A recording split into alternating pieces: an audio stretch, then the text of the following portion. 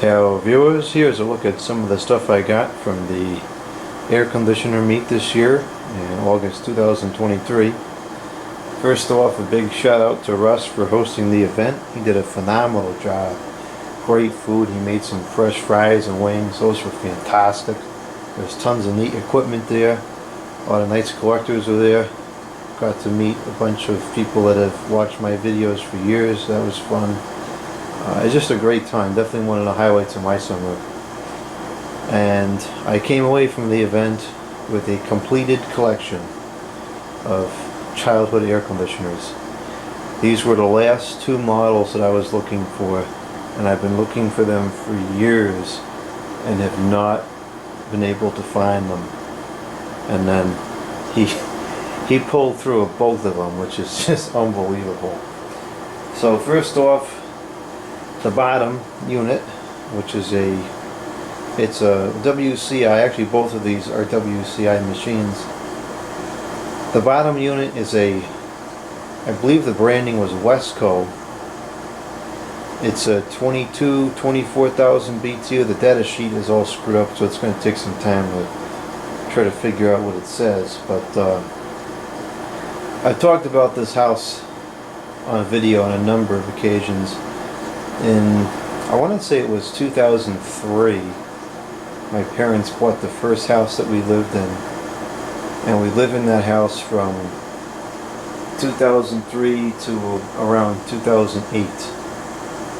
That house was, if I recall correctly, I looked it up recently, I think it was a 1967 build, and it was built by the owner, and it was a custom.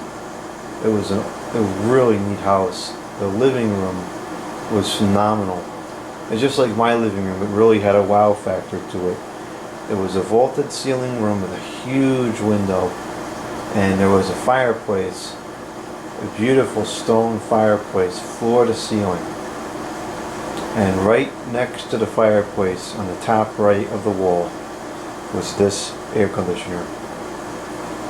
And it was there from the time we moved in around 2003, worked flawlessly for years, and then it was replaced in, I want to say 06 or 07 with some central piece of junk, and this was removed and discarded in perfect working order. It operated flawlessly from the late 1960s until 2006, 2007. No trouble. It was a phenomenal machine. And I'll tell you, the house never got as cold once that central system was installed to replace this. We had a pool in that house, and I remember on the hot summer days you go out in the pool and you come inside for a minute to use the bathroom or get something to drink or whatever, and this would be on, and you would just shiver the second you walk in the door. It was freezing. This was a phenomenal conditioner. I don't know if I have any photographs of it. I don't think that we had a Digitan camera at that time, so if there are any pictures it would be on film. My mother might have some of those pictures still probably, but I only have the Digitan pictures that we've taken over the years. I do have some photographs of it, but unfortunately that was after it was painted white. Everything was painted white in that house when we moved in. It was all original. It was really cool.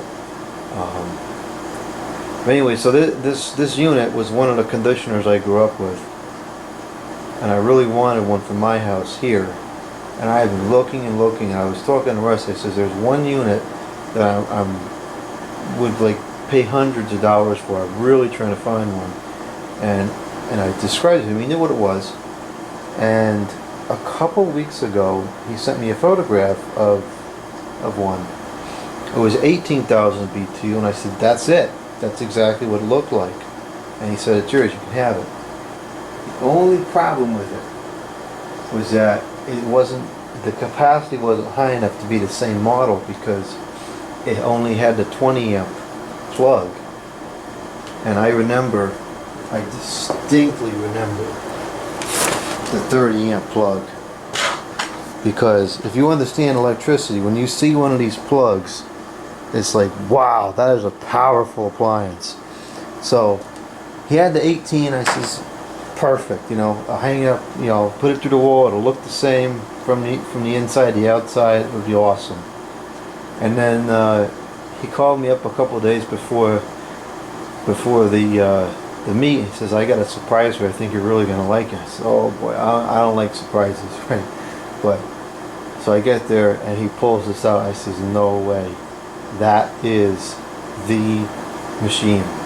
This has to have been it. This is, as far as I can tell, this is the exact model. It looks the same. It's period correct. This is a late 60s model. This is it. I never thought I would have one, but this is it right here sitting in the garage.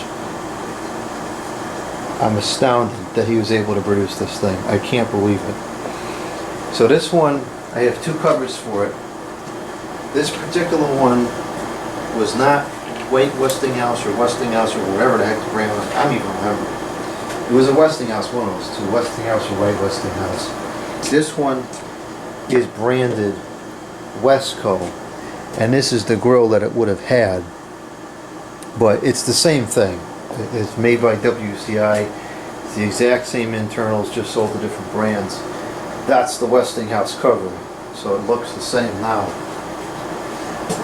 I just can't believe he was able to produce this. I really was getting to the point where I never thought I'd have one, because they're only getting rarer as time goes on. Every day that goes by, they're just more and more rare. So this is wow. So that's that. On top of it is this one. This is another WCI. This one is branded Kenmore or Kenless. And this was another unit I grew up with at the same house at the same time as this one, which is in the living room. I had this one in my bedroom. And I have kind of the same commentary about it as this one. This thing would freeze the room out into the 60s, no problem. This was a great conditioner. It was really quiet too, which is important because I like quiet. So I had this one there, and it was kind of the same thing. I'm looking and looking, and I'm just not finding them.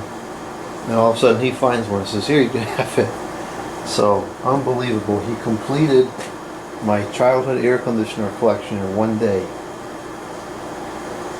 Two other units I remember from the era. There was a Kenmore, which my grandfather has and still uses it to this day. It was, I forget the model numbers. It was one of those ones with the Digitan controls. It kind of looked similar to this one, except they had the digital control panel. The vent was more rounded. So that one's still around. I don't need another one. We've still got it. And then his International series, which he also still has. And now it's kind of funny. I have found the 27.5, the 20, the 9, the 78, and the 7000. I still haven't found the 12, which is the one that he has. That probably have found every single model except for the one he has at this point. But that's fine. I don't need another one. You still got that one. So anyways, that was the one I had in my bedroom. This is the one in the living room. These are the two air conditioners I grew up with. And here they are. I truly never thought I'd see that Westinghouse again, but there it is. Wow. Incredible. So those are the two air conditioners I got at the meet. Really neat. Really, really cool.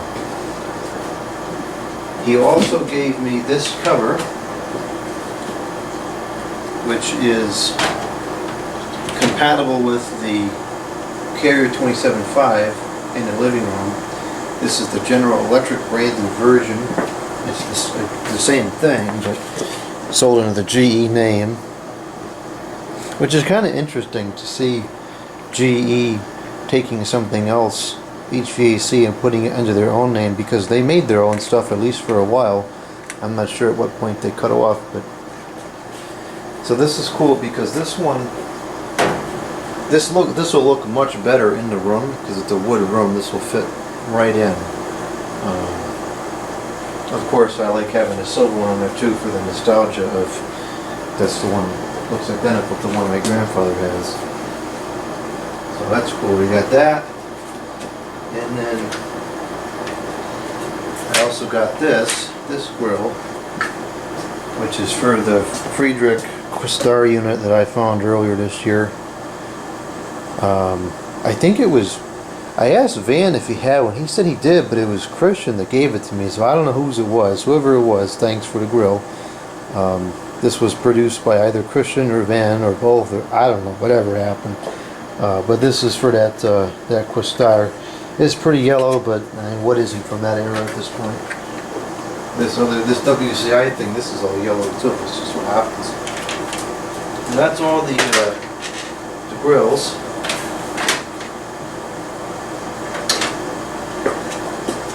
I also got this rotary compressor, which is made in USA. It's a Fetters product.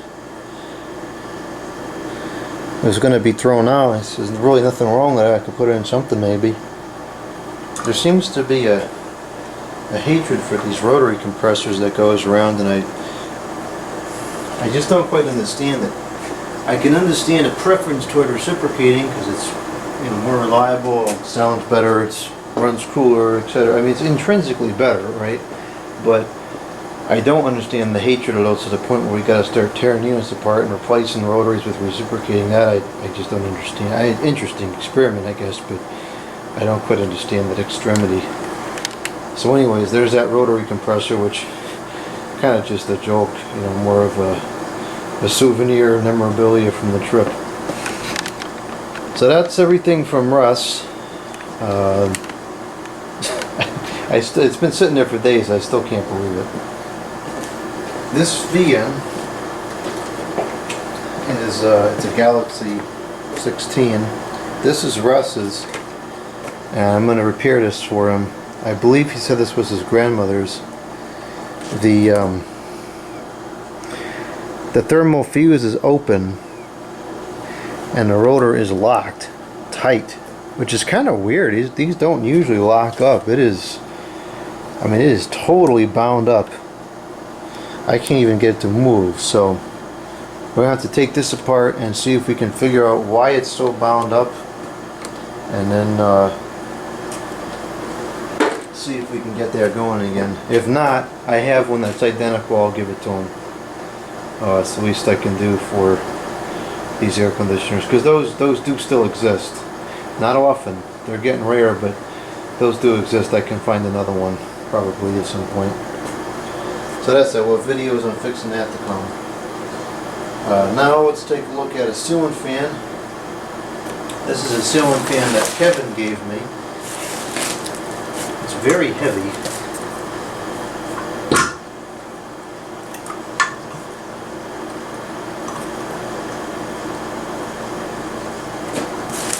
An old GE vent ceiling fan.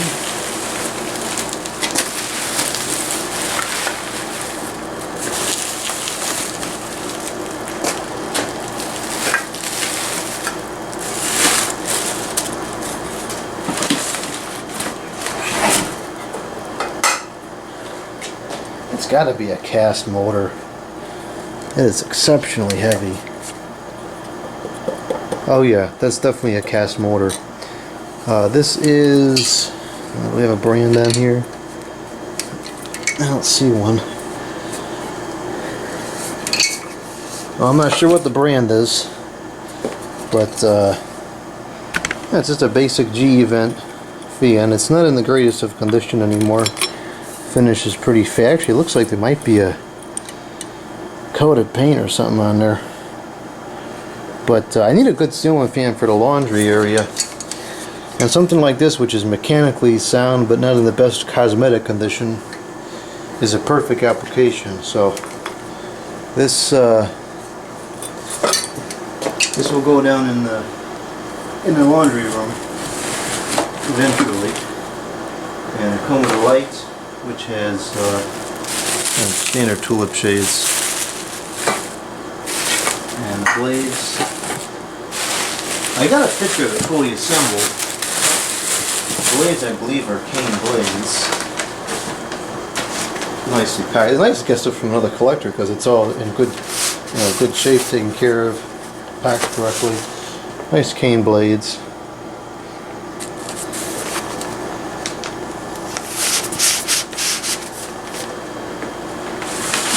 take them apart. I'm not going to open everything up now, but that'll make another appearance on video. So that's that. All the stuff I got from the air conditioner meet. This Russell's fan, get that fixed up.